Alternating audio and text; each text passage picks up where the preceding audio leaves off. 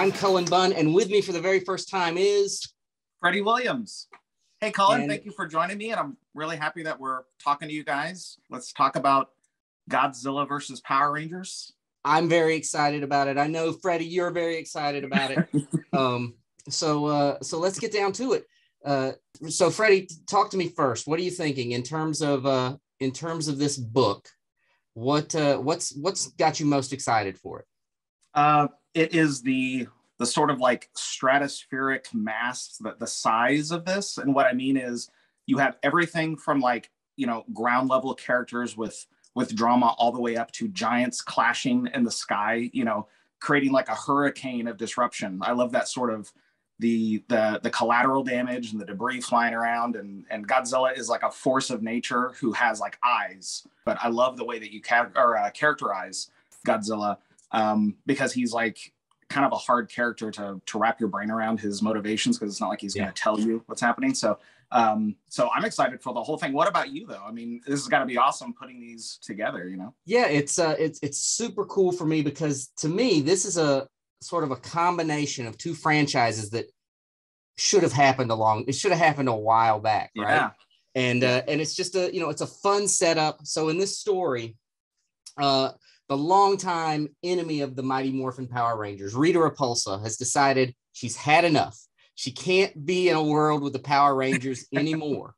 So she locates this artifact that allows her to transport herself and some of her minions to another universe, a universe without the Power Rangers.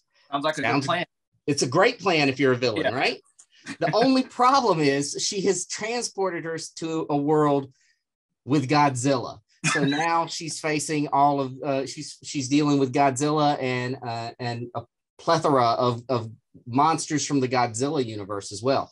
So yeah, it's just when we first started talking about doing this book, it just seemed like such a natural story for me. It was the kind of thing why hasn't this happened yet? So I'm excited to see it.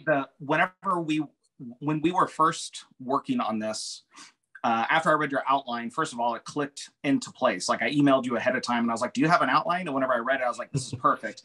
And then, over time, as I've told people that we're working on Godzilla versus the Power Rangers, every person goes, oh my gosh, how come that hasn't happened? It just seems so not obvious in a bad way, but obvious in that's a perfect combination, a perfect clash of these characters to see. The giant monsters thing and giant robots thing, it's perfect. You just assume that it's happened, but it hasn't, and we're gonna break it open. I mean, it's so exciting. Right now you're ahead of me, but I'm about halfway through issue 2. And I don't know, I'm having a blast on it. Yeah. I don't know about you. I can guess. For me, this genre of story and Godzilla, I have a long history with Godzilla.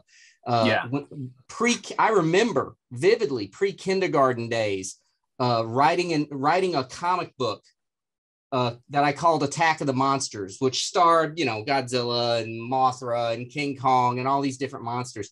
And I remember it was great because the humans in the book dropped a sword on Godzilla's head, and that's how they defeated Godzilla in that story. Wait a minute, did you just give away the climax? I know, I'm sorry. They just drop a sword on his head. They just drop a sword on his head. And, I remember watching, I'm pretty certain Godzilla versus King Kong, the original, was my first Godzilla movie.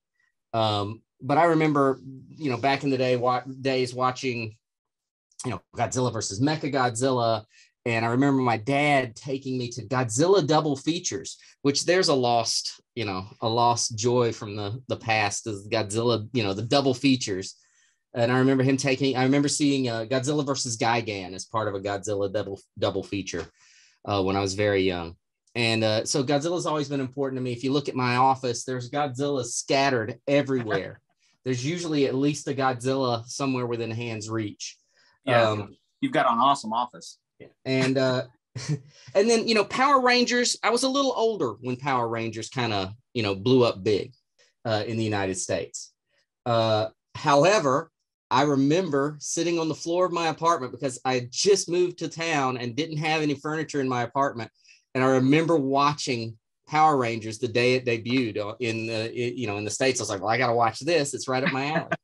So I was not the target audience. Yeah. And what about you though? I was right at, so my earliest memories of Godzilla was actually watching Godzilla, movies whenever I was homesick and I was up late and didn't feel good. So there was something about the feverish state that I was in and seeing these Godzilla movies that actually increased the sort of like the danger or the surreal nature of it. It almost made it feel like, did I really experience that? There was something about that. So Godzilla has always been not something that I was afraid of, but like this intimidating presence in the back of my mind that, so I love Godzilla. And I remember once sitting down with, I wasn't, we don't have like a real big family, but I remember once there just happened to be a day where like my mom and my sister and my aunt and a bunch of my cousins all just happened to be at our cousin's house, and we watched a Godzilla film together. It's one of the few big family things that we had together that was peaceful and happy, and we all just loved this Godzilla film. We just kept talking about it and riffing on it and talking back and forth. So as far as Power Rangers, I had this very strange interaction with them when they first came out, which was they came on in the mornings right before I went and caught the bus. And so I'd only see like the first 5 or 8 minutes or something right in the morning. And that was like in the formula or the structure of the episode. It was right before they got into any of the big action. And I remember talking to one of my friends once and saying, I don't know about Power Rangers, there's just not enough action in it. And it's because I had this very narrow, strange, it's like each episode was only the first 5 minutes, and then I wouldn't see the rest of it later. Now, since we've been working on this, I've actually been rewatching the old Power Rangers, the old Godzilla stuff. And they're actually they're fun, they're exciting. And I find the special effects, I like the newer CGI. I like the new Kong Godzilla film and stuff. They're so slick and everything, but there is such charm and craftsmanship in the way that the robot suits and the Godzilla suits and all the miniatures, the whatever they're called, the bigatures, I don't know, with all that detail. I love seeing that. I'm in love with them. So it's like getting to discover that all over again. So it's a great pleasure to be able to see that as research when I love it so much, and then getting to draw it, What I like is that everyone on your bus progressively, the later they get on the bus, they get more and more excited about Power Rangers and the more action occurs. So the kid that gets on right before school is like, that was the greatest episode ever. And you're like, what are you talking about? Yeah, what are you talking about? There's no action in there. Because I was towards the beginning of the bus schedule, so I'd see very little of that episode. But I think, what you do in this series, your art for it is so great, and there's so much going on in really on every page and in every panel, and you manage to pull it off in such a great, you make it look easy. I know it's not, but you make it look easy. Thank you so much. I mean, the way that you've characterized everybody, and like Rita is somebody who, it's like I've actually got to think from her motivations a lot more working on issue 1, because we follow her for a bit, that I actually started identifying with Rita, which is something that's a sentence I never thought I'd say. But your characterization and your plotting is perfect. It's real spot on. So it opens up the visuals for big moments that I love to indulge in. It's great. And like the level of catastrophe and the level of like the visuals of seeing this, like, this version of Earth that doesn't have the Power Rangers there to defend it. And instead it's got these like, these Goliaths upon the Earth battling it out. Angel Grove doesn't quite look the same in this other world. So not at all. It's fun to get to draw this stuff. It's a real blast. Yeah, and I think readers are really going to get a kick out of it because, look, it's Godzilla versus Mighty Morphin Power Rangers, but the Power Rangers are facing a lot more than just Godzilla in this. I mean, we get to play with a lot of the Godzilla universe monsters, and what's really interesting is we get to throw in a lot of the Power Rangers universe monsters, and I think it's super fun to see those two types of monsters interact with each other. Because the Power Rangers monsters, as you know, they have a very different personality than Godzilla's typical host of beasts. So it's fun to see those creatures interact with one another. Yeah, it's fun to draw them together as well. I mean, they fit together.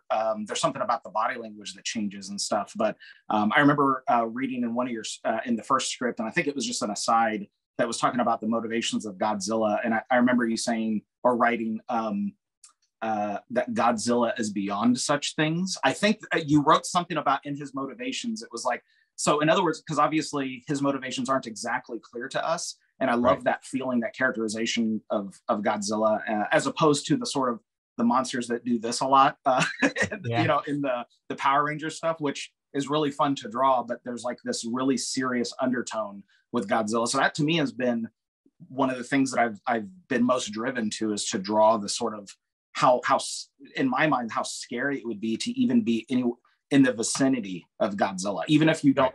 You may or may not even be on his radar, but it's just so, you know, he's so frightening, but he's also there to like stake his claim on his territory. And I don't know, I love that the way you set it up, and that's what I'm trying to execute as well.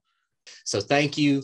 Thank you in advance for your support of Godzilla versus the Mighty Morphin Power Rangers, because it's going to be a wild monster fest. And Monster and Mecha Fest. Monster Mecha Fest. Yeah.